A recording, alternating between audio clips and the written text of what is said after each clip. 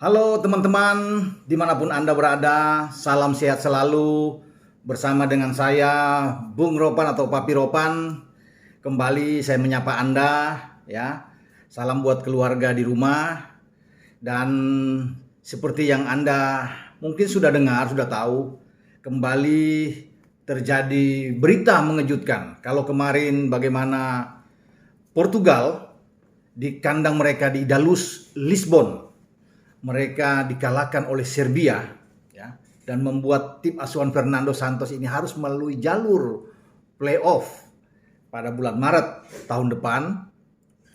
Juga tadi pagi atau kemarin, ya, di Belfast, di ibu kota Irlandia Utara, tepatnya di Stadion Windsor Park, di mana pasukan Gli Azzurri, tim nasional Italia, juara Eropa 2020, di bawah sang arsitek mereka, Roberto Mancini, berharap mendapatkan satu tiket untuk membawa mereka lolos langsung ke Piala Dunia 2022 di Qatar.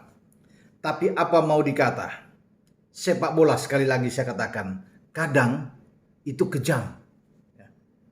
Banyak korban-korban yang berjatuhan. Tidak pandang itu tim sehebat apapun. Portugal dengan skuad mewahnya. Di dalamnya ada Bang Dodo, Cristiano Ronaldo. Dan saya sudah sebutkan dalam video sebelumnya bagaimana bertaburan bintang di sana. Tapi mereka bahkan dipermalukan oleh Serbia yang mungkin hanya memiliki 3 orang pemain top lah di sana, ya. Namun Portugal gagal. Lupakan Portugal, sekarang Italia. Ketika banyak orang fans Italia berharap mereka bisa menghancurkan Irlandia Utara di Belfast, namun mereka mendapatkan mimpi buruk. Lagi-lagi Italia untuk kedua kalinya secara beruntun dalam 2 penyelenggaraan Piala Dunia terakhir, mereka harus melewati babak playoff. Mengerikan, ya, bahaya menghantui Gli Azzurri. Orang boleh mengunggulkan tim ini hebat dengan kedalaman skuad yang oke. Faktanya, mereka gagal mengatasi Irlandia Utara. Ya. Mereka harus butuh menang. Menang pun harus dengan skor telak. Ya, karena ada bersaing dengan Swiss yang menjadi seteru mereka di grup C, ya, di zona Eropa, babak kualifikasi Piala Dunia ini. Poin mereka ketika bertanding itu sama 15, ya, dengan Swiss dari 7 pertandingan. Cuma Italia sedang unggul selisih 2 gol lawan Swiss. Swiss akan bertarung melawan Bulgaria, bermain di Swiss.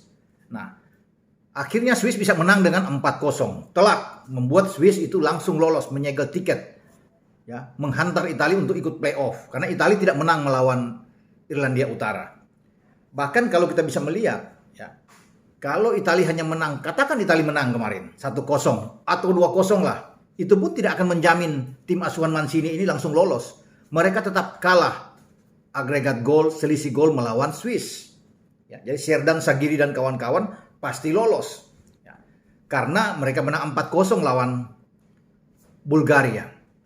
Dengan kondisi selisih gol yang sama, dalam aturan itu Swiss akan dinyatakan lolos karena 2 pertandingan secara head to head berakhir imbang dengan Italia, namun Italia gagal membuat gol di Swiss, hanya berakhir kecamatan 0-0. Ketika bermain di Olimpico Roma, Swiss mampu mencetak gol walaupun hasil akhir 1-1. Jadi inilah yang dihitung bahwa gol tandang ini sangat berpengaruh. Dan kalaupun sama selisih gol dengan Italia, dengan head to head sama, maka aturannya menyatakan Swiss yang lolos, bukan Italia. Jadi kemarin bukan karena Italia draw kemudian gagal. Enggak juga, karena Swiss menang 4. Saya sudah katakan, Italia menang dengan 1-0, 2-0 pun mendapat 3 poin dengan jumlah poin yang sama. Mereka tetap tidak bisa lolos. Kecuali Italia menang dengan 3-0 atau menang dengan 4-0, lebih telak. Ya, jangan sampai berselisih sama dengan Swiss. Jadi ini tragedi yang luar biasa yang menimpa Gli Azzurri. Ya. Bagaimana ini bayang-bayang akan terulang seperti pada 2018. Sebelum itu di 2017. Mereka ikut playoff sebelum ke Rusia. Mereka jumpa Swedia. Dan akhirnya Italia yang saat itu ditangani oleh Opa, ya, Gian Piero Ventura, itu gagal dalam home and away menghadapi Swedia. Kalah 1-0 saat bertandang ke Swedia, namun mereka tidak mampu mencetak gol. Lagi-lagi dengan hal 0-0, tidak bisa membuat gol di kandang.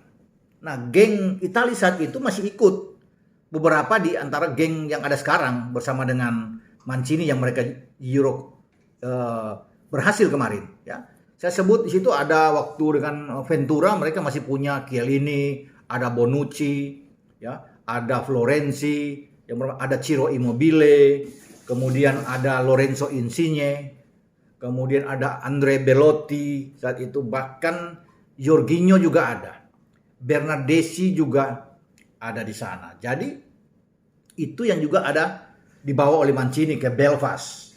Jadi bayang-bayang ini yang akan menghantui mereka untuk bisa 2 kali beruntun tidak lolos. Karena di Rusia kemarin itu pertama kali mereka tidak lolos dalam 6 dekade terakhir. Dan Irlandia ini memang bikin sakit hati ya.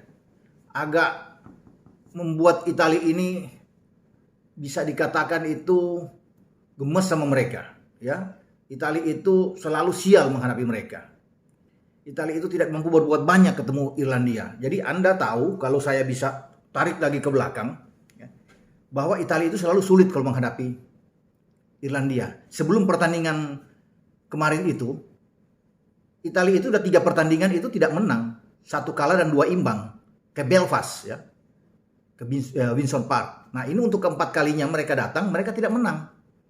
Kemudian mereka bisa kalah untuk kedua kali dan draw 2 kali. Jadi ini fakta bahwa memang Italia sulit kalau memang berhadapan dengan Irlandia. Nah ada satu cerita yang menarik yang mungkin Anda sudah tahu atau belum tahu. Pada tahun 58, 6 dekade yang lalu, Italia juga gagal lolos dari kualifikasi ke Piala Dunia. Waktu itu tuan rumah Swedia tahun 58 ya. Dan yang menggagalkan mereka siapa? Irlandia Utara. Kalah 1-2 dalam pertandingan babak kualifikasi di pertandingan terakhir grup, sama seperti kemarin. Dalam pertandingan menentukan, kalau kemarin imbang tapi lawan Irlandia Utara saat itu Italia kalah 1-2 dan Italia gagal untuk lolos. Dan sekarang terulang kembali, 60 tahun mereka terulang digagalkan oleh tim yang sama, Irlandia, walaupun ini hanya hasil imbang. Jadi Irlandia ini, itu saya katakan tadi ya, selalu bikin Italia ini ketar-ketir, ya, sulit untuk tidur. Ya. Bahkan hasil kemarin ini membuat mungkin seluruh pemain mereka tidak akan bisa makan enak. Kalau saya ibaratkan ini kan mereka bisa kembali dari Belfast ingin makan spaghetti, ya, ingin makan pizza enak, diiringi dengan secangkir cappuccino, ya, setelah mereka mungkin bisa lolos. Tapi yang mereka dapatkan kemarin ya anggap saja mereka sedang menikmati sayur lodeh, tempe tahu aja, ya, atau mendapatkan nasi bungkus, ya. Mereka tidak mendapatkan cappuccino, ya mungkin minum aja kopi hitam pahitnya, itu kan enak tuh buat mereka yang lebih pahit lah. Jadi memang Mancini ini bersama timnya betul-betul dibuat tak berdaya. Mestinya Mancini tahu bahwa kalau membawa tim ini ke Belfast itu dalam sejarah mereka sulit, ya kan? Pertama. Kedua, kalau tim risetnya kuat di kepelatihan Mancini ini, ya mereka bisa melihat kan dari 4 pertandingan di grup C itu, kalau Irlandia Utara menjadi tuan rumah, mereka tidak pernah kebobolan. Menghadapi Bulgaria, ya, menghadapi Swiss, menghadapi Lituania, dan terakhir menghadapi Italia. Jadi 3 pertandingan sebelumnya, setiap bermain di kandang tuan rumah mereka tidak pernah bobol. Luar biasa. Ya. Ini penjaga gawang Irlandia Utara tampil bagus. Ya. Ada lebih dari 5 penyelamatan fantastis dilakukan kemarin ya. Farrell ya. Michael Farrell ini penjaga gawang 25 tahun yang bermain bahkan di divisi 2 di Inggris bersama Sheffield Wednesday. Farrell ini tampil oke kemarin. Banyak menggagalkan serangan-serangan Italia. Baik dari Federico Chiesa yang masuk, ya bagaimana mereka dihajar juga dengan serangan bergelombang, tapi lini belakang yang kuat. dimotori oleh Johnny Evans, pemain Leicester yang bagus, bermain dengan 5 belakang, 5-3-2 yang ditampilkan kemarin oleh Jan Barclough, pelatih dari Irlandia Utara, membuat ini sangat sulit bagi Italia untuk bisa menembus, ya. Selain belakang disiplin, menjaga orang dan lawan, juga kipernya ini tampil baik sekali. Insigne melepaskan tembakan tidak berbuat menghasilkan banyak, ya. Kemudian bagaimana juga dari sisi tengah, coba untuk melepaskan tembakan-tembakan dari luar kotak penalti, mau Jorginho kayak di sana, ya, mau Barella yang mendapat satu peluang emas juga gagal membuatkan hasil. Dan ini menjadi pelajaran penting ketika mereka harus ikut di playoff. Nah, itu saya katakan bahwa kalau tahu bahwa pertahanan Irlandia Utara itu kuat, dan pasti Irlandia Utara ini akan bermain dengan parkir bus. Itu dari statistik kan kelihatan. Italia itu unggul dalam semua aspek, ya, karena tuan rumah kan Irlandia Utara hanya 4 menembak, 2 on target. Juga di bawah 30% mereka punya penguasaan bola. Italia tinggi, ya. Ada mungkin 11-12 tembakan, ada 6-7 on target, tapi itu tidak sia-sia semuanya. Nah, Mancini ini sebagai pelatih menerapkan false nine. Saya nggak tahu ya apa yang diinginkan oleh Mancini ketika mereka membutuhkan menang, bermain dengan false nine. Padahal dia memarkir 3 striker yang mestinya harus dimainkan sejak awal. Ya, ada 2 striker muda, Gianluca Scamacca dan Gianluca Raspadori, semua dari Sassuolo, dan Andrea Belotti. Memang Scamacca dan Belotti ini masuk di babak kedua, tapi kan ini terlambat. Mestinya dari pertama. Karena Italia kan butuh gol, butuh menang, ya. Bermain dengan false nine, menghadapi lawan dengan parkir bus ini sulit. Mestinya ada satu pemain di depan untuk bisa bermain mengganggu lini belakang ini biar aja menjadi pantulan, ya. Ada Belotti atau Raspadori, Scamacca yang berada di depan, tidak harus bermain dengan posisi itu. Bermain dengan 4-3-3 false nine tidak akan mungkin bisa membongkar pertahanan, ya. Walaupun sana ada Insigne, ya, bermain dengan Berardi, ada Chiesa, di tengah ada Jorginho, juga ada Barella yang bisa bermain, dan Tonali. Kenapa Tonali dimainkan lebih awal? Menurut saya nggak usah dimainkan lebih awal. Di Milan kan dia bermain sebagai double pivot juga, selalu dimainkan dengan 4-2-3-1. Ya, yang dimainkan Pioli. Kadang dengan Benacer, kadang dengan Kessie. Nah, kemarin nggak usah dimain kalau perlu, karena Italia butuh pemain-pemain attack. Langsung aja dimainkan, misalnya kalau ada satu striker, Belotti atau siapapun yang ada di depan. Membangku cadangan Tonali aja 2, bermain aja dengan Barella dan Jorginho di tengah. Udah cukup. 3 tetap depan ada, Berardi, Insigne, oke, di depan Chiesa. Tapi mereka punya seorang striker, dari awal langsung dimainkan. Kalau perlu bermain dengan 3 back. Di Lorenzo tarik ke tengah, bermain dengan Acerbi, dengan juga Bonucci, nggak apa-apa. Karena kan serangan dari lawan juga tidak begitu kuat. Mereka akan bertarung Irlandia Utara ini untuk paling tidak draw udah bagus bagi mereka. Jangan kalah. Karena rekor kandang mereka kan oke. Nah, dengan mengorbankan juga Emerson nggak apa-apa. Langsung masuk Manuel Locatelli. Nah, Locatelli masuk langsung bermain dengan 4 gelandang sekalian untuk lebih menyerang. Mereka butuh gol banyak. Butuh pemain-pemain attack yang kuat. Tetapi tidak dimainkan oleh Mancini. Saya nggak tahu apa yang diinginkan Mancini, ya, dengan false nine-nya di saat mereka tandang menghadapi pertahanan yang kuat lawan, ya. Kemudian mereka punya sejarah buruk menghadapi Irlandia Utara sejak tahun 58 saya katakan tadi, dan mereka tidak pernah menang selama mereka berkunjung 3 kunjungan sebelumnya, tetapi bermain dengan false nine. Tapi itu seorang Mancini, seorang pelatih yang membawa tim ini juara di Euro. Tapi agak lucu ya kalau mereka bisa juara Euro kemudian tidak akan lolos lewat playoff, karena berbahaya. Bukan tidak mungkin mereka ketemu Portugal, ya.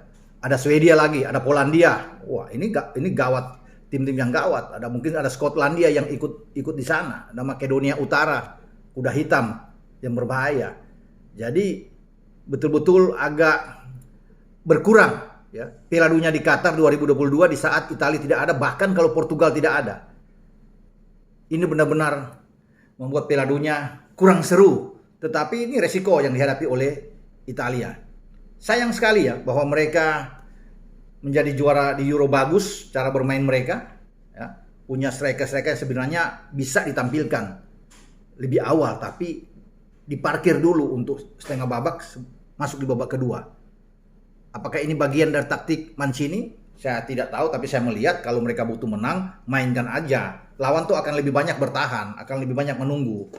Tidak ada salahnya bermain dengan striker langsung di awal pertandingan. Pemain-pemain gelandang juga yang lebih attack, bahkan tinggalin aja Jorginho sendiri. Buat apa bermain dengan double pivot? Ya. Karena bermain dengan 4-3-3 kan hanya Barella yang punya sisi menyerang attack yang bagus dibandingkan dengan Jorginho dan Tonali.